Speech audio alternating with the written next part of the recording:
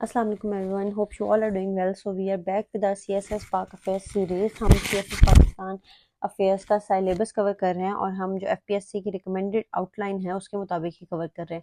अब तक हम आइडियोलॉजी ऑफ पाकिस्तान, जिसको प्री पार्टीशन की हिस्ट्री भी कहा जाता है, उसको डिस्कस कर चुके हैं, जिसमें हमने पूरा स्टार्ट से देखा है कि मुस्लिम रूल क्या था सब कॉन्टिनेंट में, इसका डाउनफॉल कैसे आया, इसके रिनेसेंस के लिए क्या एफर्ट्स किए गए। उसमें हमने रिफॉर्मर्स को डिस्कस किया, जिसमें शेख अहमद सरहिंदी साहब, शाह वलीउल्लाह, सैयद अहमद शहीद, उनकी जिहाद मूवमेंट। उसके अलावा हमने एजुकेशनल मूवमेंट, जिसमें अलीगढ़, देवबंद, नदवतुल उलमा है, उनको डिस्कस किया है। फिर हमने पूरा जो पॉलिटिकल लैंडस्केप है ब्रिटिश इंडिया का, जिसमें हमने ऑल इंडिया मुस्लिम लीग की क्रिएशन जो कि 1906 में हुई, उसमें उसके बाद सारे रिफॉर्म्स, मिंटो मॉर्ले रिफॉर्म, बॉन्टे कैंप्सफोर्ड रिफॉर्म्स, उसके अलावा लखनऊ पैक्ट, खिलाफत मूवमेंट, ठीक है। फिर नेहरू रिपोर्ट, कायदे आज़म जिन्ना के 14 पॉइंट, उसके अलावा हमने इलाहाबाद एड्रेस इलामा इकबाल का।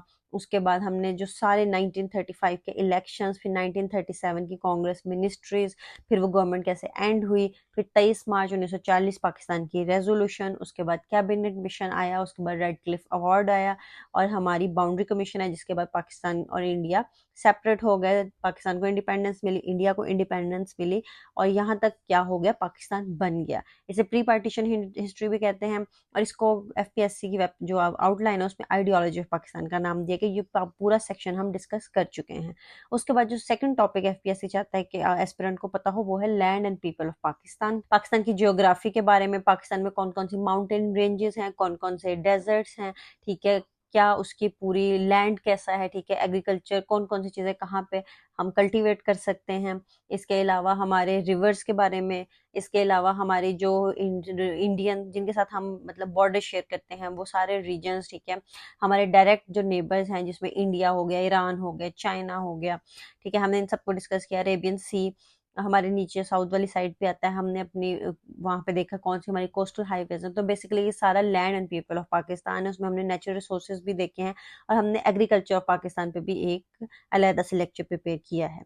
तो अब हम मूव इसमें basically land and people of Pakistan में सोशल प्रॉब्लम्स भी आती हैं, लेकिन जो सोशल प्रॉब्लम है वो आप ये देखिए कि इस पूरी आउटलाइन के एंड वाला जो टॉपिक है वो है the prevailing social problems of Pakistan and the strategies to deal with them. इसमें पॉवर्टी, एजुकेशन, हेल्थ, सैनिटेशन, ये आप एसए के लिए भी प्रिपेयर करेंगे, और ये टॉपिक आप मोस्टली करंट अफेयर्स के लिए भी प्रिपेयर कर लेते हैं, तो ये पाक अफेयर्स में भी हैं।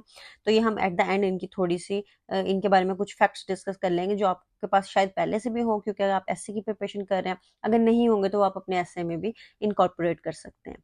तो अब बेसिकली हम डिस्कस करेंगे आज Pakistan and changing regional operators.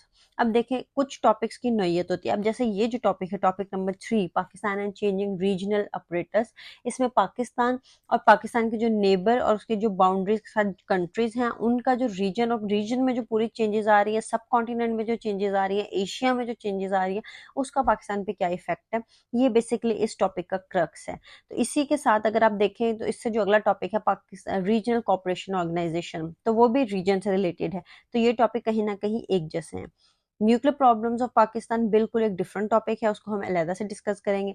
Civil military relation जो है उसके साथ भी बहुत ज़्यादा टॉपिक्स कोरिलेट करते हैं, उसमें political evolution of Pakistan, democratic history of Pakistan, ये सारे टॉपिक्स सिविल मिलिट्री के साथ ओवरलैप करते हैं। जो नॉन स्टेट एक्टर्स का रोल है वो एक अलहदा से है, Pakistan role in the region. अब ये रीजनल कॉपरेशन के साथ भी रिलेट करता है, और रीजनल ऑपरेटर्स वाले टॉपिक के साथ भी। ये जो 9th टॉपिक है पैलेस्टाइन इशू, हमने पहले भी डिस्कस किया है कि ये करंट अफेयर्स का टॉपिक है।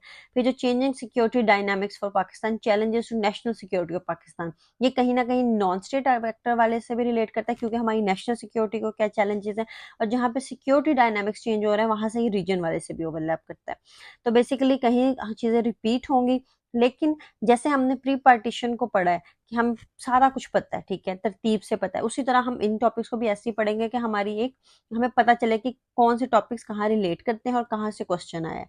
तो आज हम डिस्कस करेंगे Pakistan and changing regional operators, जो कि अगर हम उसको ब्रॉड स्केल पे देखें तो ये काइंड ऑफ आउटलाइन है, ठीक है। इसमें हम देखेंगे, उसके बाद जब हम Pakistan role in the region, जब हम रीजनल कॉपरेशन ऑर्गेनाइजेशन, और जब हम सिक्योरिटी डायनामिक्स, और जब हम role of non state actors पढ़ चुके होंगे, तो जो ये Pakistan and changing regional operators है, इस पर क्वेश्चन आता है तो हम उसको अटेम्प्ट करने के ज्यादा काबिल होंगे।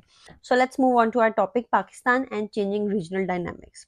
तो इसमें हम बेसिकली देखते हैं पाकिस्तान की स्ट्रेटेजिक इंपॉर्टेंस, ठीक है। पाकिस्तान का आप मैप देखें कि पाकिस्तान कहाँ सिचुएटेड है, हमारी जियो पॉलिटिकल लोकेशन। हम आप अक्सर किसी बुक्स में पढ़ते हैं, Pakistan at the crossroads एक बुक है, ठीक है, Pakistan beyond the crisis state एक बुक है जिसकी समरी भी मौजूद है इस चैनल पे। हम Pakistan at the cross road बहुत इंपॉर्टेंट बुक है, उसकी भी समरी जल्दी अपलोड होगी। तो बेसिकली आप हमेशा ये क्वेश्चन एक स्टेटमेंट पढ़ते हैं कि Pakistan is situated at the crossroads of South Asia, कि एशिया के जो क्रॉस रोड्स है ना वहां पे पाकिस्तान सिचुएटेड है। इसका मतलब होता है कि हमारी जो जियो पॉलिटिकल वर्थ है वो बहुत ज्यादा है, ठीक है। इसमें हम साउथ एशिया, सेंट्रल एशिया और मिडल ईस्ट के दरमियान है। आपको पता है कि इंडिया को डायरेक्ट जो रास्ता है वो मिडल ईस्ट की तरफ नहीं है, वो पाकिस्तान से होकर गुजरता है, लेकिन पाकिस्तान के पास एक्सेस है, ठीक है। पाकिस्तान एक क्रूशियल लिंक है साउथ एशिया, सेंट्रल एशिया और मिडल ईस्ट के दरमियान। आप पाकिस्तान का मैप देखें तो ये देखें ऊपर, हम चाइना से भी डायरेक्टली रिलेटेड है, इंडिया से भी हमारा डायरेक्ट बॉर्डर है, ईरान से भी हमारा डायरेक्ट बॉर्डर है, ठीक है। इसी तरह अफगानिस्तान से भी हमारा डायरेक्ट बॉर्डर है। अफगानिस्तान के जरिए इसी तरह हम सेंट्रल एशियन कंट्रीज तक भी खुद जा सकते हैं, हमारी रसाई है। आप देखें गवादर है हमारे पास, मिडल ईस्ट तक हमारी रसाई है। तो बेसिकली हम इन जो एरियाज है ना इनके दरमियान, इसी वजह से आप देखेंगे हमारा जो गवादर एक हम पोर्ट बना रहे हैं, ठीक है, या हमारा जो चाइना पाकिस्तान इकोनॉमिक कॉरिडोर है वो हमारी स्ट्रेटेजिक इंपॉर्टेंस की वजह से हमारे पास है, हमारी जियो स्ट्रेटेजिक लोकेशन की वजह से हमें ये सब कुछ मिला। अगर हम हिस्टोरिकल कॉन्टेक्स्ट देखें तो पाकिस्तान की क्रिएशन 1947 में हुई, उसके बाद बहुत ज़्यादा जियो पॉलिटिकल डेवलपमेंट हुई जिसकी वजह से हमारी जो रीजनल इन्फ्लुएंस है वो शेप हुई।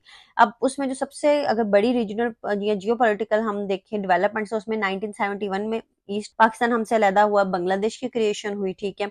उसके बाद अफगानिस्तान के जो भी आपको पता है कि वहाँ पे सोवियत आया या यूएस आया, तो वहाँ पे हमें जो भी फायदा या नुकसान मिला, नुकसान हो सकता है कि हमें अपनी वजह से, अपने रॉन्ग डिसीजंस की वजह से मिला, लेकिन जो हमें फायदा मिला वो हमें हमारी जियो स्ट्रेटेजिक लोकेशन की वजह से मिला, और हमारे पास ऐसा सच कोई इतनी बड़ी बात नहीं थी। अगर हम इकोनॉमिक सिग्निफिकेंस की बात करें तो पाकिस्तान एक इमर्जिंग मार्केट है, ठीक है, एक इमर्जिंग इकोनॉमी है। सीपेक की वजह से हमारी जो इकोनॉमिक ग्रोथ है, जो हमारी पोटेंशियल है, उससे हमारा रीजन में भी हमारी एक इंपॉर्टेंस हो गया, रीजनल स्टेबिलिटी में भी हमारा बहुत ज्यादा किरदार है, ठीक है।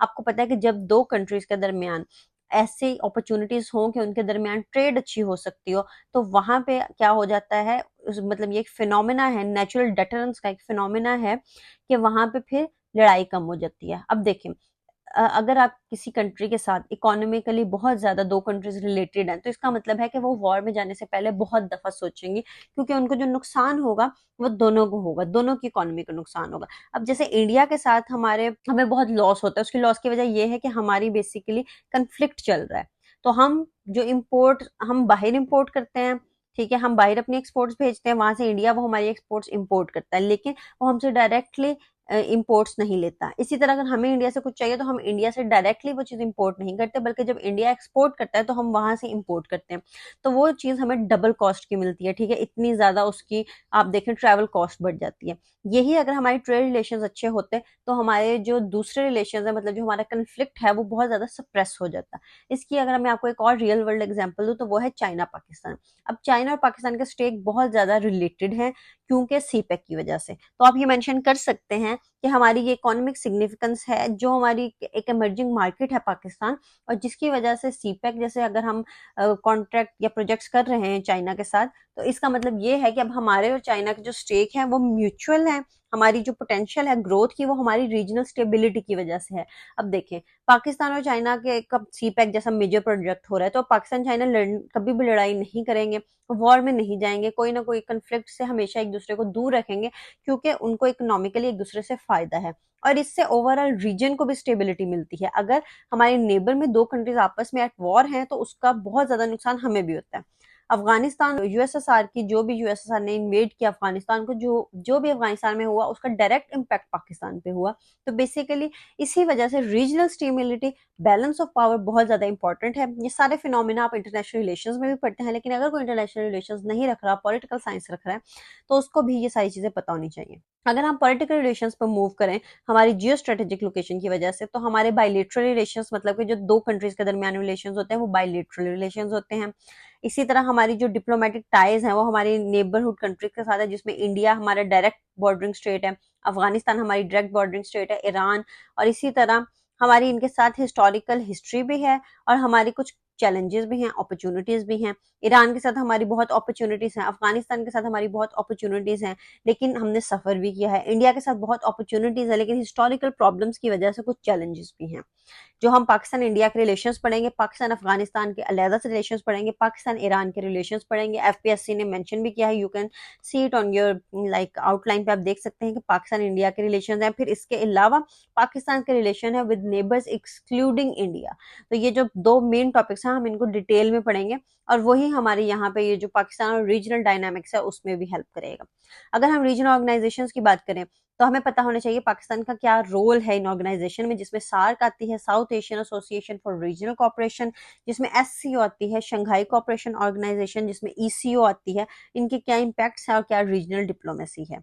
तो बेसिकली ये जो ऑर्गेनाइजेशन है इनका भी एक अलग से टॉपिक है, क्योंकि एफपीएससी चाहता है कि एस्पिरेंट को सारी रीजनल कोऑपरेशन ऑर्गेनाइजेशंस का पता हो, इन तीनों ऑर्गेनाइजेशंस का, जो कि टॉपिक नंबर 5 है। इसी तरह अगर हम सिक्योरिटी डायनामिक्स की बात करें तो हमें इंटरनल सिक्योरिटी चैलेंजेस भी हैं, जो कि हम नॉन स्टेट एक्टर्स में भी पढ़ेंगे, और रीजनल सिक्योरिटी चैलेंजेस भी हैं और इनिशिएटिव्स भी हैं, जिसमें आप अफगानिस्तान वाली मिसाल कट कर सकते हैं।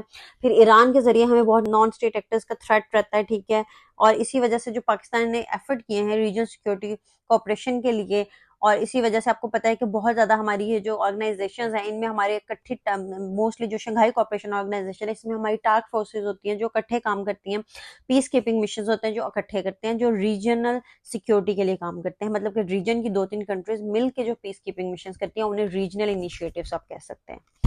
इसी तरह अगर हम इकोनॉमिक इंटीग्रेशन की बात करें तो हमारे ट्रेड रिलेशंस हैं, ठीक है, चाइना पाकिस्तान इकोनॉमिक कॉरिडोर को हम ऑलरेडी डिस्कस कर चुके हैं। हमें पता होना चाहिए कि हमारी ट्रेड पार्टनरशिप कैसी है, हमारी ये जो इकोनॉमी है पाकिस्तान में, हम ये सारा कुछ पढ़ेंगे।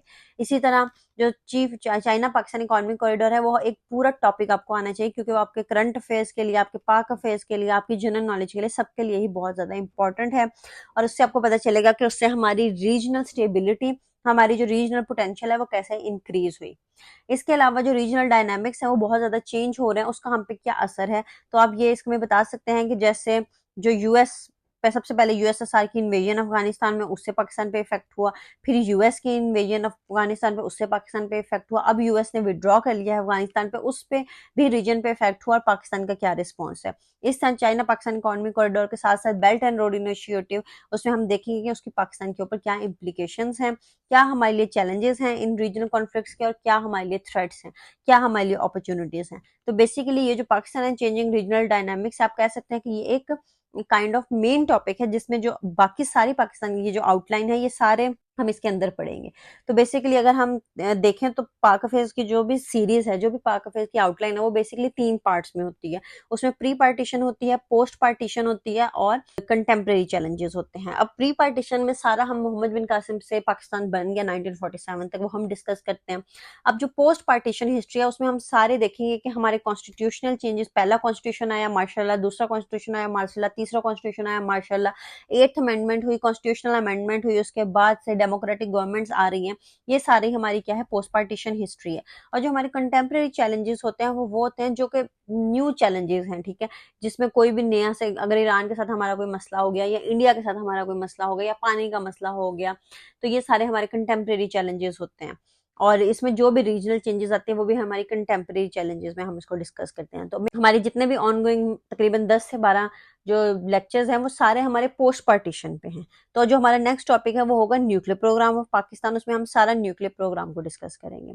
सो basically this is all for today, so see you soon in our next video, till then stay tuned, अल्लाह हाफिज।